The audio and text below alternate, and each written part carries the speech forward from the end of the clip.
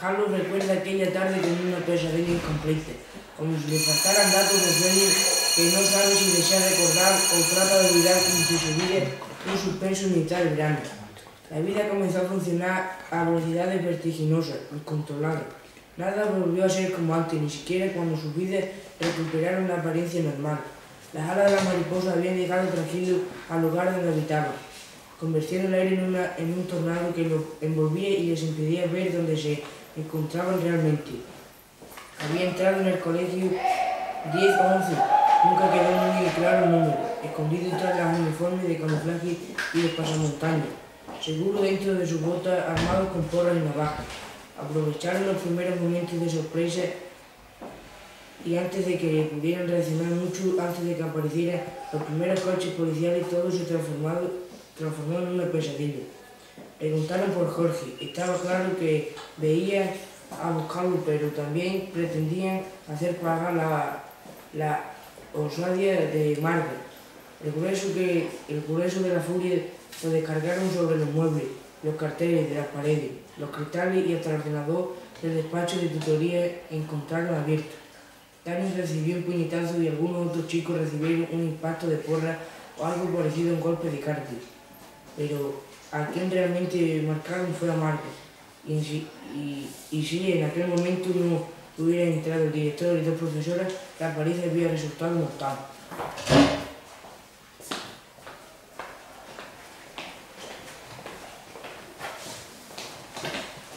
Carlos se recordaba a sí mismo con más rabia que fuerza. La espalda de aquella mole que golpeaba a su amiga recordaba la rabia estrangulando su garganta y casi cegándolo.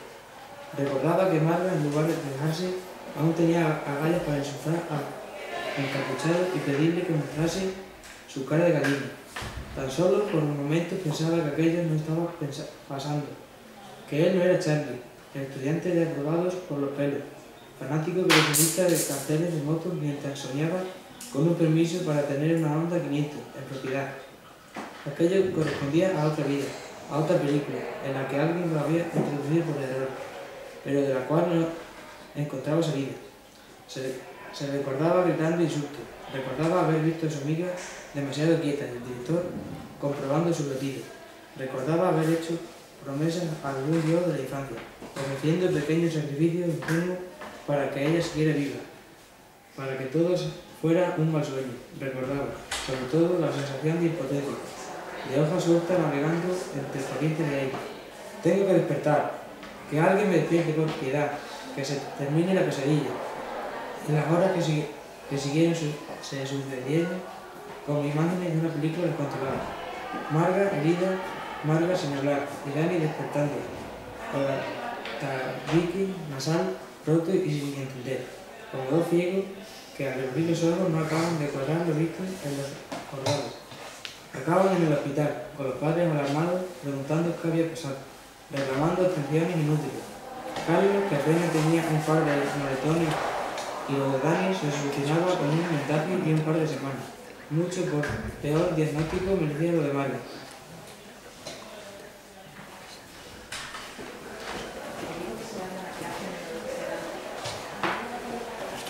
No puedo entenderlo. No es posible que esto nos esté sucediendo a nosotros. Repetía el padre de la chica como si también él hubiera sido sorprendido en medio de una pesadilla ajena. ¿En qué se equivocaron para que su hija terminara atendida en una sala de urgencias de un hospital? Carlos sintió por primera vez que los adultos, los conocidos desde siempre, sus padres, los padres de sus amigos, el director del colegio, no servían, al menos esta vez, como muro contra las desgracias. Se les había colado la vida real entre las rendijas de tanta seguridad comprada y no sabían qué hacer con ella.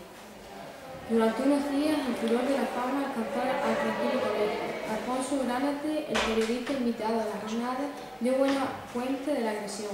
Se mantuvo bajo los focos de la actualidad 3 o 4 días. Luego llegaron otras noticias de primera página. Pero para los tres amigos, los hechos se archivaron en la primera página de su vida durante mucho tiempo. La burbuja había roto sus paredes de cristal y no contaba con instrumentos capaces de guiarlos a mitad de la noche.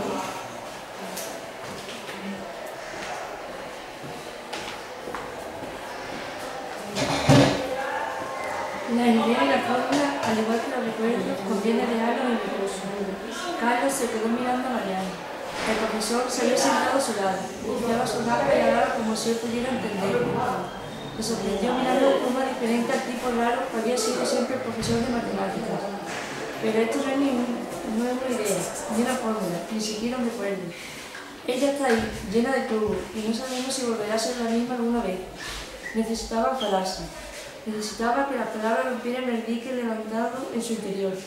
De alguna manera, el profesor sentado a su lado le servía de blanco los disparos de todo el aire contenido. Esto ya no recuerdo. Lo que vivimos se convierte en recuerdo un segundo después de vivirlo. Ni una mierda.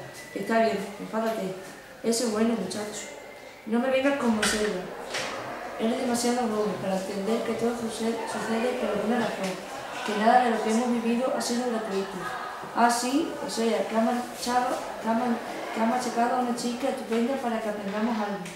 No era necesario, todos sabíamos que hay grupos de King en la calle.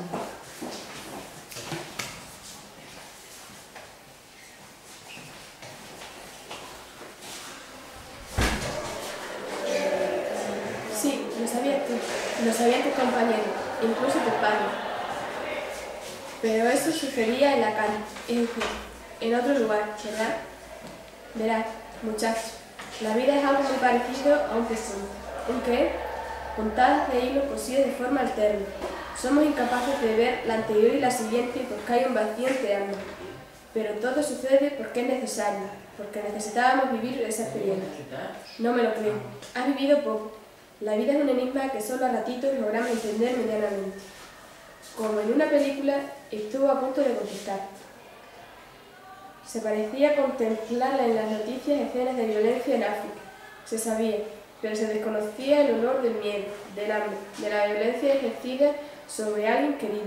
La vida contenía olor, y se trataba de un olor que producía miedo, mucho miedo. Las fotografías no huelen, Charlie, y la vida, para entenderla, hay que olfatearla. Y apestaba, la vida olía fatal. Ellos crecían incluidos en ese perfume, rodeados de armas, vigilados por ardillas inquietas y custodiados por coches de seguridad y guardias informados que los saludaban al reconocerlos. Ellos eran hijos de padres capaces de levantar un cristal antibalas delante de sus adolescentes para evitar cualquier referencia. Jorge se levantó de golpe. Jorge estaba allí con la mandíbula apretada y aquella mirada fría que helaba la sangre. Estaba solo, tal vez fugado del centro de acogida. Como sabes, Jorge sí conocía el olor de la vida. Contaba con la capacidad de escuchar el ruido de la desgracia, de ventearla a varios kilómetros de distancia, al igual que los animales aprenden a barrutar los huracanes. Jorge había aprendido a presentir peligro y desgracia para poder defenderse, o al menos para hacerle frente con los puños apretados. ¿Cómo está? Sobraban las palabras. Los médicos tienen esperanza. Muchacho, aseguró Mariano rodeado con un brazo de los hombros de Jorge. ¿Puedo verla? No movía un músculo más de lo necesario para que sus palabras salieran por su boca como disparos secos. No rechazó el brazo del profesor, pero la tensión mantenida por sus músculos servía como suficiente barrera. Nadie puede verla, Jorge, al menos de momento. Carlos había olvidado los celos sentidos en algún momento por primera vez desde que lo conoció, desde que se obligó por la amistad amarga a hacer cortes con el chico nuevo. Se sintió cerca de aquel dolor, solo manifestado por su rigidez.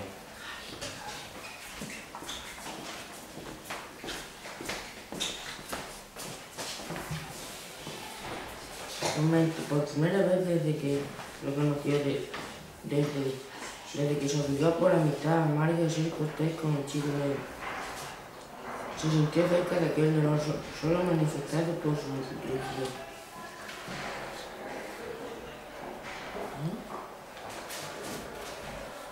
Por su rigidez, bien. Más de hermano.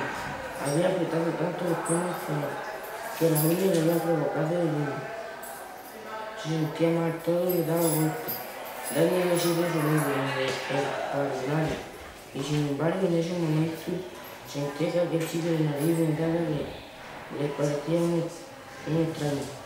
Marga estaba lleno de tubo y se desconocía lo que pasaría con su cabeza. Y él ni estaba en el bando de Jorge, ni quería estar en el delante. Navegaba lo derive y solo tenía ganas de correr de Quintero.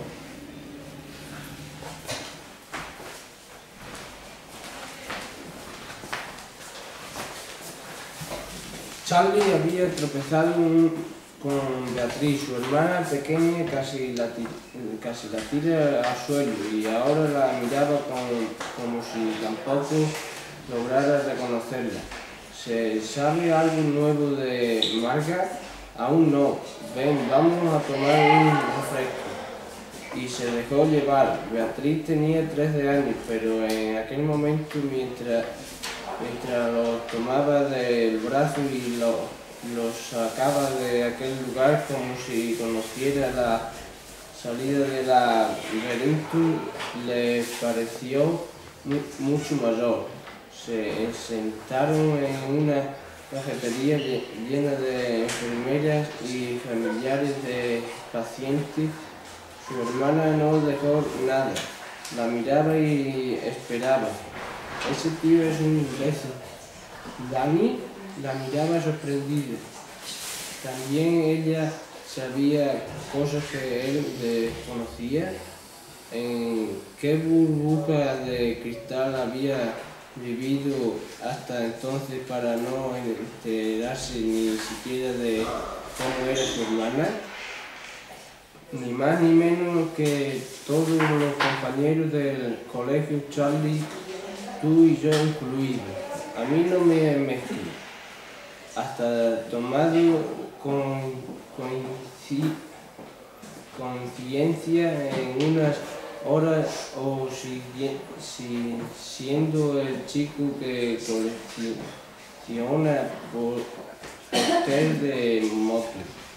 Está enamorado de la Pfeiffer y me mira como si fuera una mocosa.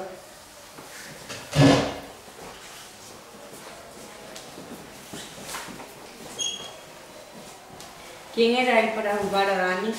Miró a su hermana como si la descubriera. No se deja de ser de golpe lo que uno ha sido durante 17 años. A veces se cambia en un minuto. Charlie, ¿me lees los pensamientos? Tal vez estemos pensando lo mismo. ¿Te sorprende? Pues sí. Ya, las hermanas pequeñas solo sirven para molestar. Dani no es mal chico. Es como tú, como yo. Ni somos unos esquís ni unos santos. No hemos vivido la vida de Jorge ni hemos elegido la nuestra. ¿A ti quién te enseñó todas esas cosas? ¿Qué sabes realmente de mí? Aparte de lo mucho que te incordio cuando me cruzo contigo por los pasillos de casa, claro. No estoy para monsergas, vea. No, pues yo diría que estás en el mejor momento. En eso tiene razón mamá cuando dice que si nos colocamos al borde de un precipicio y detrás hay un incendio, no queda más remedio que aprender a volar. Carlos miró a su hermana como si no lo hubiera visto jamás. Era cierto que su madre decía eso, pero no solía prestar demasiada atención a cuanto decían en casa. A fin de cuentas, los padres son un poco rollos y se pasan la vida dando consejos y preocupándose de dónde has pasado la tarde del sábado. Aprender a volar, murmuró a modo de conjuro. No tenía ganas de volver a casa. En realidad, no tenía ganas de tropezarse con aquella imagen de sí mismo que hasta su hermana pequeña podía ver. Buscó una cabina de teléfono y llamó a casa. Mamá, soy Charlie. ¿Has visto a tu hermana? ¿Cómo está Marga? ¿Estás bien? Las preguntas de una en una, por favor. Tengo la cabeza muy espesa. Acabo de estar con Bea. Se iba para casa. Marga sigue en observación, pero no creen que sea grave. Me gustaría quedarme un rato más con ellos. Bueno, cerca, porque no dejan entrar de la habitación. Están aquí sus padres. Les hago compañía y después voy a casa, ¿vale? No tardes mucho, cariño. No, seguro que no.